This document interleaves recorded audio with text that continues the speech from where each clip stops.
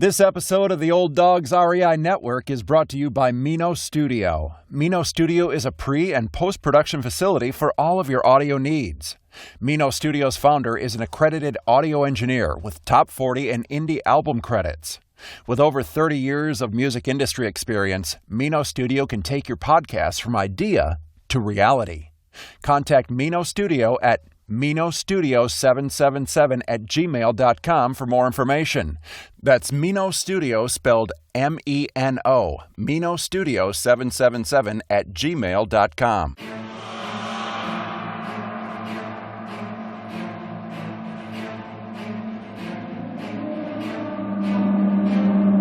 In a world where jobs are how most people make money, one man, one desire, one challenge dares to break the mold. Welcome to the Old Dogs REI Network, where we don't work for money. Money works for us. Coming soon. Viewer discretion advised.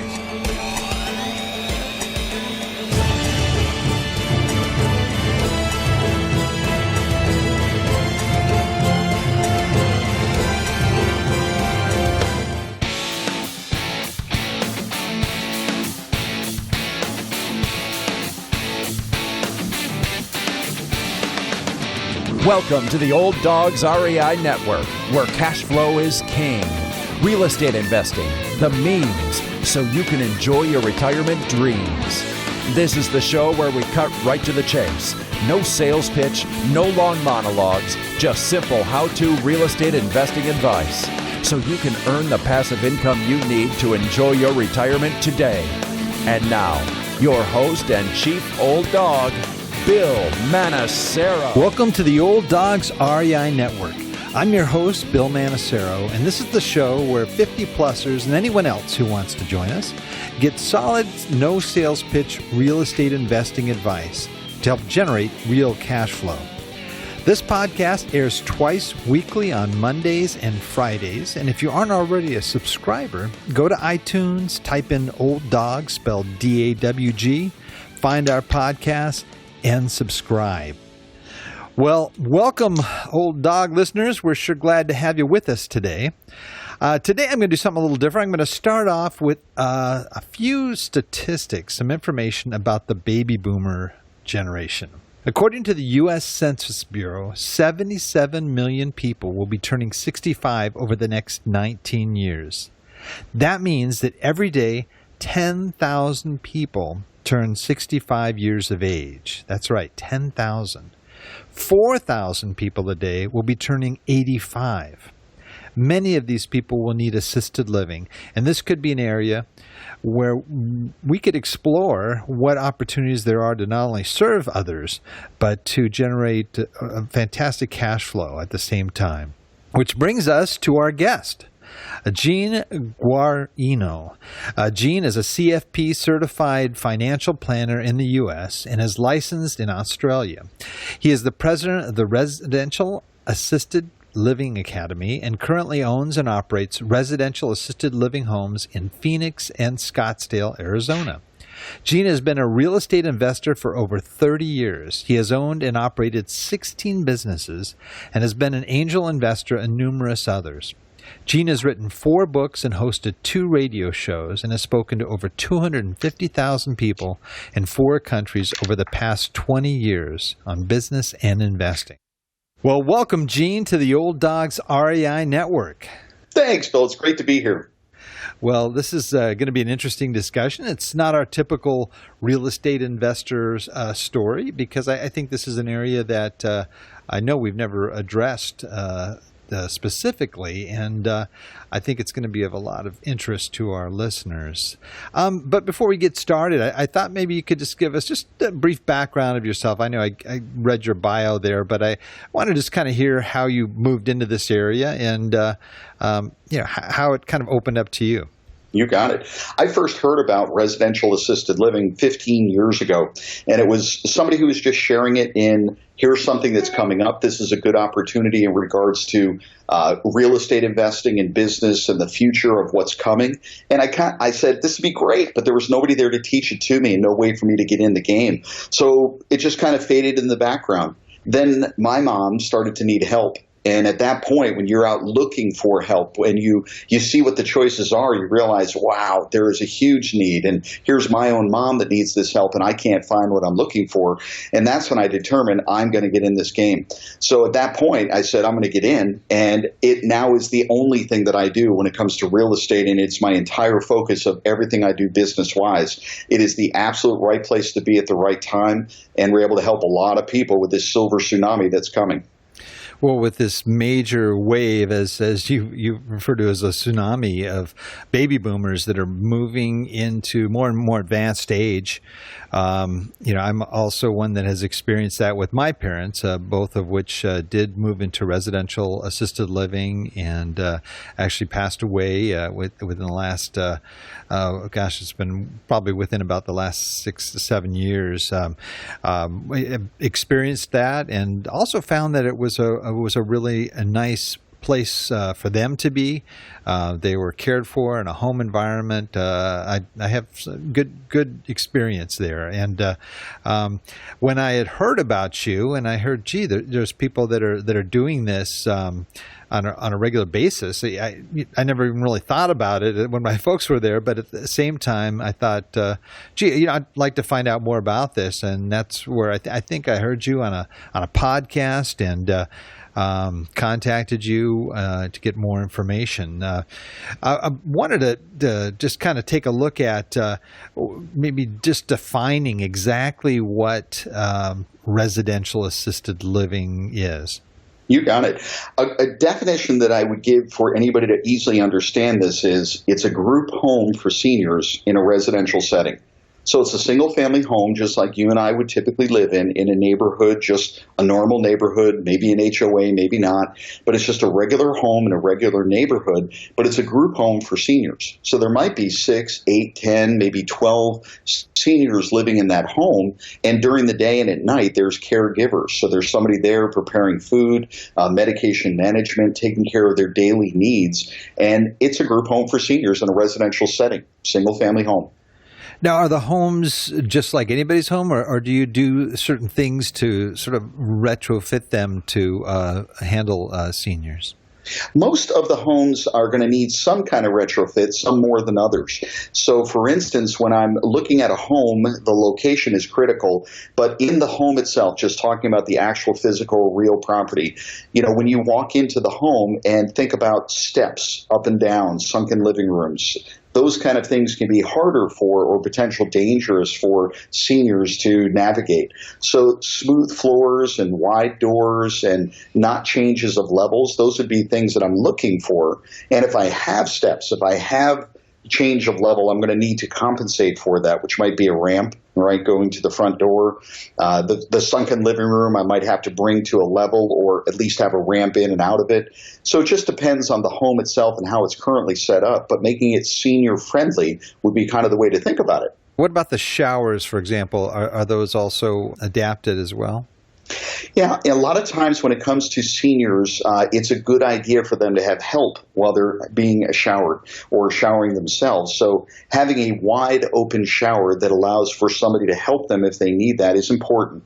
So take an average bathroom that has a bathtub with the shower at the top. You might literally just take the bathtub out and then pour the floor smooth, so that it's just a roll-in or a walk-in shower with no impediment at all. And it also makes it very easy for somebody to help somebody, a senior in this case, taking that shower. We like to think about, taking baths or, some magical, bathtub or whirlpool tub. And grandma can't get in and out of the tub the way she used to. So a shower is a good way to go, having a seat that she's sitting in the shower and having the ability for somebody to help. So enough space. So a wide open shower, spa shower, as we call it. Oh, okay. And generally, what ages are the residents of these facilities? I would say the average age is right in 80, 85. That's the average age. We've had residents. My youngest resident was 49 years old. My oldest resident, I believe, is 104, 103. Wow. Yeah. So some people obviously last longer. Some people need help sooner, and it really just depends. So 49 is very young. That's really unusual. 104, same thing. But I'd say 80, 85, there's your average age. Okay. And you mentioned when you entered into this, it was when you were taking care of the needs of your mother. Now, did you actually buy the facility that she was in, or did that just kind of spark you to eventually invest? It sparked me to find a solution. So my mom is in upstate New York, and I'm out in Arizona. So in upstate New York, when I went to look for a place to put her, all I could find is what I'll call a big box facility. So there's large institutional investors, Brookdale, Sunrise, Atrium, that build 100, 200 unit or bed facilities. That's not what Mom wanted. It's not what we wanted for her. She had lived in a single family home her entire life. So all of a sudden to move to an apartment-like complex just didn't seem right. So I was looking for a home, and the only home that I could find in upstate New York was kind of an old, not a nice place, a little bit of a smell, and it just felt depressing. And that's not what I want. I want a home. I want upscale. I want nice. I want friendly. I want a home that I walk in and I could say I could live here. So we actually had Mom, we brought in help. So people who would come into the home to take care of Mom. And when I went back to Phoenix, I said, you know what, if I need this solution, there's millions of others that need it too. So I committed myself to creating the home that I was looking for. And that's exactly what we did. Oh, that's neat. That's really neat. But for the most part, do you find that this is really sort of the latter stage of a person's life, that they may move into, let's say, either living in their own home up to the point where they really just cannot take care of themselves, where they definitely need someone to help them, or maybe they've been in maybe a senior facility that may have all kinds of golf courses or what have you, and so forth, and then moving into this, it's really the requirement of that assistance that differentiates it from those types of facilities. Yeah, AARP did a study, and 90% of all seniors want to stay in their home for the rest of their life. And that makes sense. They're there, they're independent, they've got their own things in their own space, but if they need help, who's going to help them? So now the choice is, okay, one of the kids, quote unquote, can come visit and check on them. But what if they're out of town, or what if they're not available? So now you can hire people to come in on an hourly basis, and usually it's a 4-hour shift minimum. So they're going to come in and make sure that Mom is taking care of her meds, and things aren't getting cluttered. Maybe she gets a shower that day. Or she needs a lot more help. She's forgetting to take her medication, can't make her own food.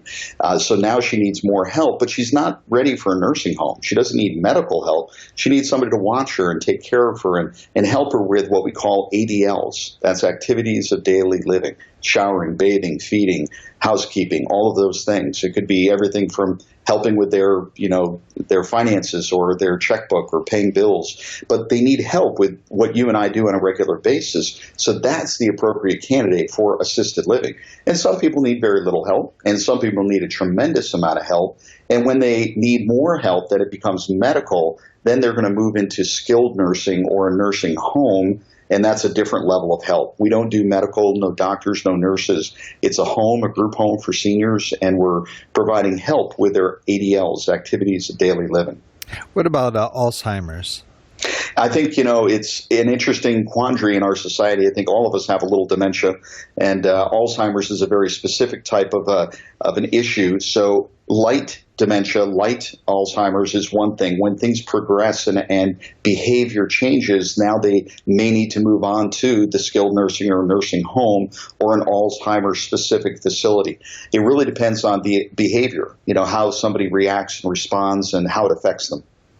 Yeah, I've seen care facilities that seem to emphasize, I don't know what you call it, memory management or something. What is that? I don't know what the term is, but where they have people that are specifically geared toward, Alzheimer-oriented folks. Yeah, when it comes to the idea of getting specific training and help for that, most facilities, they're either an Alzheimer or memory care facility or they're not. And really the difference is somebody who has a little more specific training on that, different activities, different ways to help them, and understanding that, when it gets severe, it's almost every day is Groundhog Day. So every day is, they're looking for their keys for their car that they haven't had for 10 years. They're looking for their kids to come pick them up that may not even be alive anymore. So it's kind of that progression. And when it gets to a point where they're acting out in a behavior that's just not appropriate for a group home, then they move on to skilled nursing or the nursing home. But we don't focus on that. We are Alzheimer's for the most part. Well, looking at this again as a business that you have moved into and have done very well, and just looking at the statistics, you can tell there's definitely demand, and there's going to be a growing demand for this as time goes on. But it does look a little bit ominous looking at, getting into this, what's involved. I mean, obviously, there are folks that are going to pass away in facilities like this, and gosh, is there liability that I need to be aware of, other issues that I need to stay on top of? I would think a big concern. Well, let's drill right down on those. Number one, everybody who's listening can do what I'm doing, the residential assisted living. It's not a nursing home. It's not a large facility. It's not ADA compliant in every room and every facet with doctors and nurses and gurneys. So it's not that.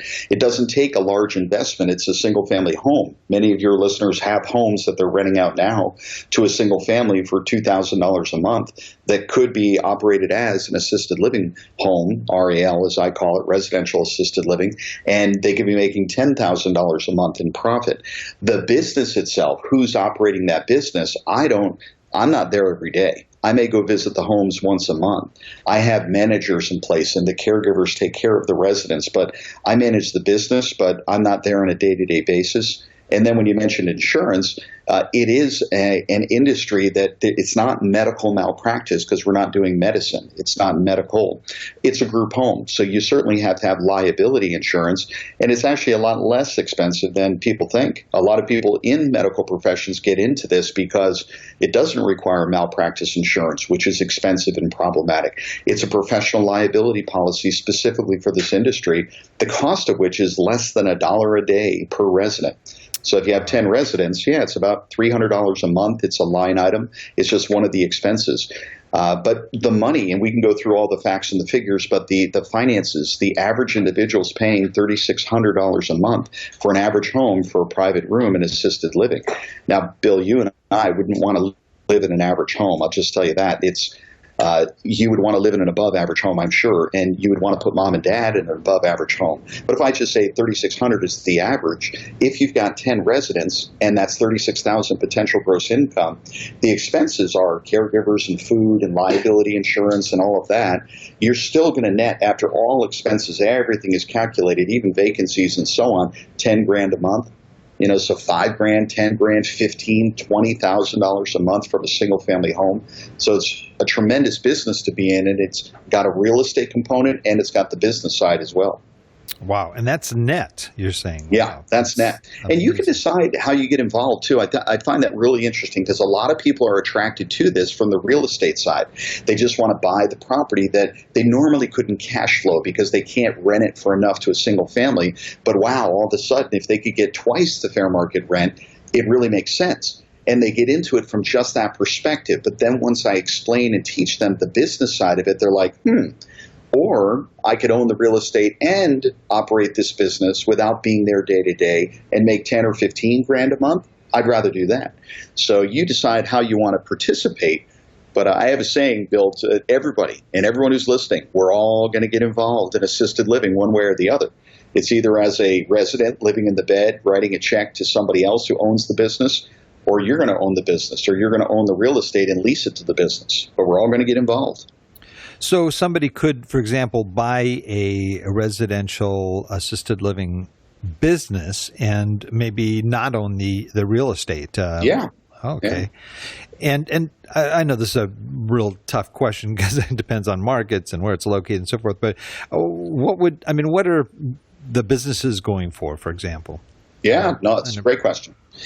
First of all, there's in different states, there are more of these homes than others. I'm in Arizona. There's 2,000 licensed residential assisted living homes. Florida, 3,000. California, thousands. Some states, like Delaware, may have 5, or there's very few in certain states. So it's really going to depend. So if you could find one that is available for sale, it's going to be worth a multiple of the profit, or it's going to be worth something as a calculation of the per bed. So I'm just going to give you a ballpark, and the business itself might be legitimately $100,000 to $300,000. So there's some you can buy for less and some that you'll pay a whole lot more for. I actually made an offer on one last year for $775,000 for just the business, not the real estate, just the business. Wow. Yeah. Well, the cash flow is tremendous. The cash flow is $20,000 to $25,000 a month. So when you think about profits of $25,000 a month, and if it cost me $775, I paid for my business in 2 years' time. That's a pretty good deal. It's a really good deal. Wow. And how many residents can be in this facility before you move into more of an institutionalized care? Got it. Every state has their own number. And for instance, Arizona, I'm limited to 10 in a residential setting. If I want to have 11, now I need to be in a commercial setting with ADA compliance and commercial kitchen. If you're in Texas, it's up to 16 in a small facility. Everything's bigger in Texas, but 16 in a home. In some states like Washington State, it's 6.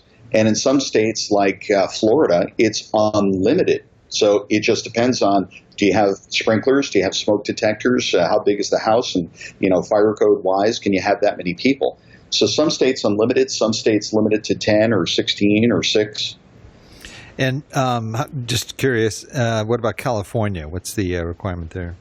In California, they actually call it, and this is a really, really important part to understand, they call it different things in different states. So in California, what we do, residential assisted living, is called RCFE. So that stands for Residential Care for the Elderly, RCFE. The other name that you'll hear in California is Board and Care. So Board and Care. So most of the homes in California are 6 residents. They're limited to 6. Why 6? Because if you go above 6, number one, you have to have a sprinkler system or fire suppression. You need to have monitored smoke detectors and so on. I think you should do that regardless, just for safety of my residents. In addition to that, if I stay at 6, I could have one caregiver take care of all 6 people at the same time. I can have an average home, 1,500, 2,000 square feet. So the staffing is simple, and the size of the home is nothing special, and I don't need sprinklers. So most of the residential homes in California are 6. But if you had a home that's bigger, if you put in the sprinklers, if you had more staff, you could have an unlimited number. That's the way the rules are written. It depends on the codes, fire codes, and so on and so forth in your area. Wow. Mm-hmm. Now, it seems like you've addressed, you've really covered things very thoroughly here, but the area to me that probably the make or break it is the staffing part of it. Having good qualified people that sincerely care for the residents of that facility, to me, would be just top of mind. That would have to be a given. So what can you do outside of living there yourself? Are there ways that you can ensure that you have people that are not only qualified but have the compassion and the heart to be able to be in that kind of environment?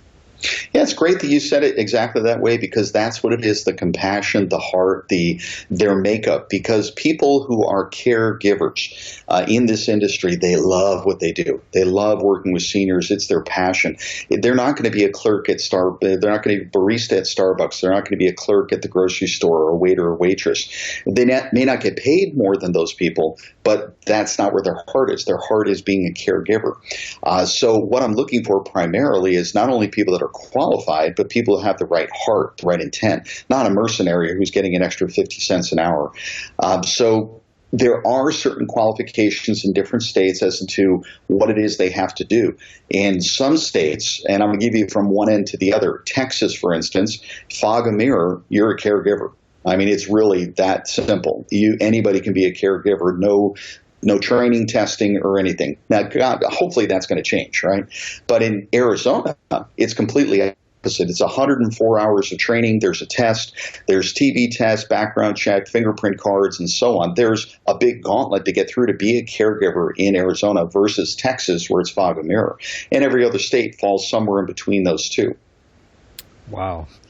That's fascinating. I think that this is really an area I think that a lot of people are going to be interested in, and I'm sure that you in this process, as you kind of jumped in and learned it on your own, you must have had some discovery moments, everything from sort of your biggest mistake to your biggest success. And I thought maybe you could share that along the way, that one of the big mistakes that happened in the process for you. Sure. The first home that I did, I bought an existing business and the real estate. It was the fastest way for me to get up and running and learn this whole business because, again, I teach others how to do this, but there was nobody there to teach me, or willing to teach me. Let me put it that way, because there's people out there that are doing this business, making a killing, making a boatload of money, and they don't want to tell anybody about it. So I didn't have somebody. Now I teach others, and people come from all over the country for that. But one of the mistakes or things that I found, I can't call it a mistake because I didn't know, is that you need to have English-speaking caregivers. So that's actually a requirement in the state rules and regulations, but a lot of group homes, English is a distant second language, right? So I actually learned that because after I bought the business, I had only been to the home a couple of times prior, but I stopped in on a weekend. So I believe it was a Saturday morning. And I was sitting there with one of the residents just having a conversation, and she asked the caregiver for a cup of coffee. And the caregiver brought her a blanket. And I said, okay. She asked for coffee and she got a blanket. So then I started a little conversation with the caregiver and asked some questions that quickly I realized she did not understand what I was saying very well at all. And I said, this ain't good, right? Because it's different if it's a cup of coffee and a blanket. What if it's I need a certain medication or, I'm having a certain pain? If they don't understand what's happening, that's not good. So I quickly had to rectify that situation and replace people who could not speak and understand English with people that could. So there's one of those learning experience things right there. What would you say one of your biggest successes was? One of my biggest successes is taking action. Nobody was there to teach me and hold my hand and walk me through. So I said, I'm going to do this. And I think a lot of times in life, people don't succeed because they don't try. They're not willing to make a mistake. They're not willing to move forward. You can't go anyplace. You can't move forward unless you move. So that's one of my biggest successes is just saying, I'm going to do this because I can learn the lessons. Then the next home is better and easier and faster and quicker and all of that. But I'd rather learn from your mistake than mine, but there was nobody to teach me like I teach others right now. So biggest success, getting started. How about looking at this from start of somebody wants to get involved, but they're kind of apprehensive because there seems like there's a big learning curve here. Do you, and for example, as you train people, I'm real big into turnkey. The more I can turnkey my real estate investing business, the better. One key factor to me is I really want it to be a passive income source, and two, I want to be able to train others to do what I do or what I know by having either operation manuals or things that will help people to be able to do this effectively. Is that the kind of thing that you provide for people that go through your program? I'm going to address that question by saying I understand that most of your listeners want to be passive in their investing. So I understand that completely. And if you want to be passive in this investment, be just the investor. Don't be hands-on. Don't be part of the management team and don't be there every day. Just be the money partner. Be the investor. And life will be very smooth for you, right? You got to get the right people on the bus and in the right seat on the bus, but you're the driver or you're the person putting gas in the engine. So if you want to be passive, do that properly. Now, if you want to make more money, now you want to be involved somewhat, but You want to be involved but not involved. So that means you own the business. You're the business manager 5 hours a week of your time, 10 hours a week of your time, but it's not 40 hours a week. It's not 80 hours a week. Don't let it consume you. But if you're willing to do that, then you can make a whole lot more money, right, than just the passive investor. Now, I also want to address it in this way. I think I was having this conversation with somebody the other day, and it was such an aha moment for me. I got to share it with your listeners right now. A lot of people who are of an age where their kids are going to college or they're getting prepared for that think, you know what, I'm going to buy a house near the college and I'm going to use it as a student rental because when my kids go to college, they'll have a place to live for free. Brilliant idea. Now let's just change it a little bit. You should buy a residential assisted living facility so that when you need the home, you can move right into your own home and live for free. Interesting. Wow. Isn't it? Yeah, Isn't it is. When I had this conversation, I'm like, bam, that just hit me like a ton of bricks. It's like, you're right. Because that's what my wife and I discovered. We were creating these homes and we're literally in with one of the homes and we're just ready to open. And we looked at each other and said, I'd live here. I can move right into the master bedroom. And it just struck me. It's like, you know what? Most people are totally unprepared. There's only 10% of the people right now in our population that are listening that have a long-term care insurance policy. They're paying $2,000, $3,000, $4,000, $8,000 a year right now for an insurance policy that in the future will pay $100 or $200 a day to take care of their long-term assisted living. So if 90% don't have that. So the other 90%, what will happen to them? They're going to get to those years where they need the help. They are forgetful. They fall and break a hip. They need help. Who's going to pay for it? And now you just start liquidating the assets. Sell the house. Start spending the money. Liquidate. You got a retirement income. Now it goes to the care home. If you're not prepared, people's assets just get eaten away. There's nothing to leave behind. And then at some point, if they live long enough, now they don't have any assets, but the kids now have the burden of, all right, we all have to pony up $5,000. So which one of us can afford it? Everybody, 5 kids, each one puts up $1,000, and that's draining their income, draining their kids' college fund, draining their retirement. And I don't think any one of us wants to leave that with our kids. So solve the whole thing by just creating one home. Even if you're the passive investor, your whole goal may be, I'm going to make 10% of my money now, but when my day comes, I'm going to move into the master bedroom and live for free. So I don't leave a burden to my kids. I'll just leave this home to my kids, and they'll get the $10,000 or $20,000 a month in positive cash flow when I'm gone. Wow. Now, what percentage of your business managers, those that are actually managing the business, actually live in the facilities? Zero. Really? Yeah, I think most of people, outside of the students that I teach and how I teach it, most people who are doing residential assisted living are what I call mom and pop operators. They live in a home and they have extra room, so they move some people into their home and say, well, I'll just make some extra food, do some extra laundry, and take care of a few extra people.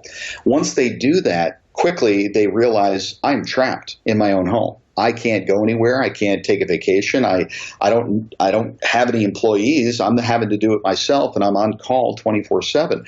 They're trapped. So don't do it that way. On the other hand, if I'm the business owner, Gene, and I own the real estate and I own the business and I'm the business manager, I have an on-site, a facility manager. They don't live at the home. It's a job for them. So I'm hiring them to do their job. They go home to their own home. The caregivers, some of them sometimes are live-in caregivers, where the caregiver may live in the home and they're there 24/7, but they're on duty 12 hours a day. I don't typically use that model. I have, but I typically do shift work because I want them to leave and go home and clear their mind and get a rest, not to be living in the home 24/7 where they're always on call. But you do need somebody there overnight, right? I would assume for the residents. So it's just a matter of their shift, I guess. Yeah, there's somebody who has the night shift. They cover 8 to 12 hours at night. Typically, it's one person, and they're there. We do awake staff, so those people are awake. They have duties at night. Their primary duty is to take care of anybody's need who's there. If they need to go to the bathroom, need something to eat, whatever it is, they take care of that. But their secondary duty is laundry, cleaning, food prep for the next day. So they're active at night, but that's their job, is to be there at night. Now, you mentioned that managing it could take 5 to 10 hours a week. What's involved in that time frame that you have to be involved in the facility itself? Sure. So my primary, as the business manager, my duties are to make sure the money comes in and the money goes out. So the residents, checks come in, they need to be collected, they need to be deposited. Then checks go out, people need to get paid, bills have to be paid. So that part is actually an accounting function, and I could pass that on and have somebody else do it. I just choose not to do it that way. I'd rather be in control of the money, have my finger on the pulse of that. What we teach is what I call a 3-pack. So you have a management team, and let's say you have 3 of these homes. Because a management team, a manager, that the team of caregivers, the handyman, and so on, they can take care of a number of homes. But if I have 3 of these homes, well, there's plenty of cash flow to hire somebody, and I could pay him 6 figures to be the business manager. So then you're totally hands off. Forget your 5 or 10 hours a week, and you don't have to pay him 6 figures. My point is there's plenty of money to do that. But I'm only going to do that if I completely trust that person and I'm happy with the way they do things. So if they've proven themselves and identified themselves and I'm of the mindset that I'll let them take care of it, that's fine. But I don't at this point, don't need to. I'm willing to put in my 5 hours, 10 hours a week. And do a lot of the folks that graduate from your academy, do they have multiple homes? Is that pretty common? That's their goal. Really, my goal is to get them started. As I said, the biggest success is simply getting started, but the goal is to get to that 2 or 3 or 4 so that you have the income. It's just like anything, spreading it out so there's some diversification. If you have all of your eggs in one basket, one home, well, you live and die by that one home. So if things are great, it's great. If things are bad, it's bad. If you have 3 homes, well, now you spread it out a little bit, and that just makes sense as a financial planner, right? That's one of the things that I understand is diversification. Yeah, the goal is to have multiple homes. So we have students that have 1 home, and we have students that I think the highest that I have currently is 7 homes. So wow. So for those that are listening that say, wow, this really makes sense for me, this would be something that would really be a great avenue to pursue. What would be your advice on how do you get started? Well, there's a couple of ways, and again, I know we'll make this available to people, but we're listening right now. We're talking, they're listening. If you want to see more, I've got webinars that are available that I'm more than willing to make available to your listeners. That's one. I've got a free report that it's a research report that we commissioned for the Residential Assisted Living Academy that'll show you here's what's going on, here's the need nationwide. We can give that to them as well. And then for those who are really serious about doing this, I want you to get some training. And I'm the one who offers that training. And you can do it home study, but the best way is come out for a 3-day training in Phoenix, Arizona. We do it in a couple of other cities around the country, even if you're going to be a passive investor. And the reason for that is I want you to know what you're getting into. You could write a check to the REIT, Real Estate Investment Trust, that invests in senior housing, and just read the prospectus and understand, okay, they invest in X, Y, and Z. Or you can, if you're going to get involved on a home that's in your neighborhood or in your city or your state, I would want to know more about this business, and I would want to know more about the operator and what they're supposed to know and what they're supposed to do. So going to the class and learning that, if nothing else, is very valuable. Plus, in that class, you may meet somebody that is a perfect operator or somebody that you can invest with or in, provide the real estate or finance the business, and that partnership can be struck up. Because, let's face it, if you really just want to be hands-off, write a check, give it to somebody else, nameless, faceless person, and you're going to get X percent. But if you want to get a higher rate of return, you're going to have some level of knowledge and involvement, and you better know better what's going on. I don't want people to just write checks and give it to a fund. I'd rather you know what's going on and what you're getting into. And even if you invest in a REIT that is, Sunrise or Atrium or Brookdale, you're not going to move into their home and live for free. So sure, yeah. Well, do you have folks that they really want to get involved, but maybe they just don't have the funds to do it, but they want to do the work and they want to learn the business? Are you ever able to connect them with investors? That's a big part of what I do, actually, is with our students, they come in kind of 3 flavors, if you will. Some are they just want to invest money. So they're the money partners. Whether they're lenders or whether they're investors, they just want to use their money to make money. Then there's the real estate investors who just want to be involved in the real estate and lease it to an operator. And then there's the operator. That operator is the person who wants to do this business. They want to be hands-on. I happen to be, and this is what I teach and share with people, is I own the real estate in one entity, and I am an operator, but I'm the business manager, not the day-to-day manager. So, yeah, there is definitely an opportunity to connect people together with needs and wants, and they can make their own decision as to, is this a person that I want to invest with or in, and so on. Well, just to let our listeners know, the information that we are covering right now will be outlined in our show notes, as well as contact information for Gene as well. So if you're driving or jogging or whatever, and you're looking, you don't have to worry about writing it down, because it'll all be in our show notes at olddogsreinetwork.com. It's hard to carry a pencil when you're jogging. Yeah. Yeah, although I've seen it. So, for your business, what's sort of your what are you looking toward? And what excites you about what's ahead for your particular business? It's real. That's a great question, because my personal mission is to create 1,000 homes all across the country. Not me personally, but through my students. I don't have a desire to have 1,000 homes that I own and operate across the country, but I love to teach. I love to share. I've got my homes, and I'm willing to teach others how to get their homes. And the reason why 1,000 homes is because it breaks down this way. The ultimate mission is to positively affect and help 1 million people. 1 million people. So how does that break down? If the home has an average of 10 people, each one of those residents has family, whether it be their kids or grandkids or nieces and nephews or brothers and sisters. And when you look at the extended family that one senior who's living in the home, it could be 50 to 100 people right there. In addition, you've got employees that have families, and all of those people, each home over the course of a few years will affect 1,000 people. 10 people that can exponentially go to affecting 1,000 people. So if I've got 1,000 homes with 10 people, all right, the numbers just explode. So I can affect 1 million people pretty quickly by doing that. 1,000 homes with 1,000 people, 1,000 thousands, there's my million. And if I do that, the other really cool thing is timing. We talk about baby boomers with 10,000 people a day turning 65, and I'm a boomer, you're a boomer. A lot of people listening are boomers, but we're not in assisted living. We're 10 years away, 15, 20, 30 years away. So right now, this business is awesome, and it's just going to get better and better and better. And the baby boomers have been driving every massive economic trend since 1945. There's more adult diapers being sold in Japan than there are children's diapers today. Wow. Yeah, because the boomers affect it all. It's just we move right through. We were kids, now we're adults. What do we need? We need help. Where are we going to live?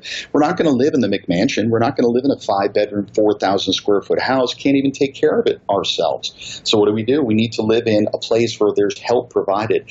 And you also mentioned something else. I don't want to lose track of that there's a difference between independent living and assisted living. Independent living is those senior communities, seniors only 55 and above, golf courses and tennis courts and swimming pools. Those people don't need, quote unquote, assistance. They're just there in an adult community where they don't have to worry about the lawn and the yard and so on. Maybe there's a restaurant that they participate in. But once they need help, that's where they either bring somebody into the home or they move out of their independent living situation and move into assisted living. That's what we do. So a lot of us right now, hey, let's face it, I have been downsizing. Actually, I can't even say that I'm in the biggest house I've ever been in right now. But as my kids get older, I'm downsizing because I don't want more. I want less. I want less to take care of. I haven't cut grass in 20 years. I don't want to do that. I have other people do those things. I don't want to paint and hang this and do that. I want others to take care of those things. But as you go along, those others, who are those people? If you don't have that ability to do it yourself or the family structure to handle it for you, now you're bringing it outside. And $20 an hour for a caregiver coming into your home, well, 8 hours a day, that's 160, 30 days, that's almost $5,000 a month. That's just 8 hours a day of somebody coming to visit. So Right. Well, that's thanks for that clarification too, because I think that's an important thing to note. Yeah, that not only are there different stages of living facilities and so forth, but just the needs and requirements are so key. Mm-hmm. Wow, I could probably go on and on here with questions because this is just fascinating to me. And like I mentioned, I had two parents that went through, and it was such a nice experience. Actually, we knew the caregivers; they were wonderful people. My folks liked where they were at. It was a home environment, not institutional at all. A beautiful garden, and it was a very nice place, and so we had just a good memory of that. But I thank you so much for sharing this information. We have a little section here we have right before we close out where I just ask you a number of quick questions. You got it. Just to get your feedback. I know you're a real estate investor, and definitely in a different kind of way than a lot of folks listening. But I will ask you, some questions along those lines. So this is our wrap it up section right now. You got it.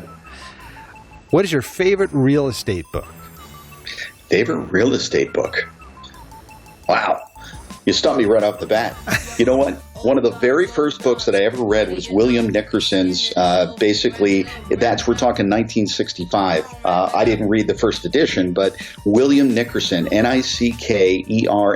He's like the godfather of no money down real estate and real estate investing. How I turned $1,000 into $1 million? Is that it? That's probably it. Yeah. How I turned 1,000 into 1 million in 3 years or something. Yeah, I'm well familiar with that book. I have a copy. I think it's from the 60s too. Yes. Yeah. Oh, great. How about your favorite business book? My favorite business book, one that I read the Cliff Notes on recently, is called The One Thing. And it's all about what is the one thing that you can do right now that will make everything that you do easier or unnecessary. And I think that's the concept of the book. If I just gave it to you, right? You can read the whole book, but I think that's a brilliant concept. Hey, there's another one. It's called Halftime. And this one I think is really brilliant. I haven't read the book yet, but I've read the review. And this book itself, the concept is simple. Your life right now, if you're between 40 and 60, it's kind of halftime. The first half is over, but you win the game in the last half. And you may be right at the end. You might be 80, 90 years old. Well, guess what? You win the game in the last few minutes or last minute. So think of this as halftime in your life. And whatever you've done is what you've done, but where are you going and how are you going to win the game? What does that mean? Has the game changed for you? And maybe residential assisted living fits into your new plan to win this game, because I know for me, when I was a lot younger, it was all about money, right? Get the money and have fun and do this and that. As I get older, it's about significant residual income.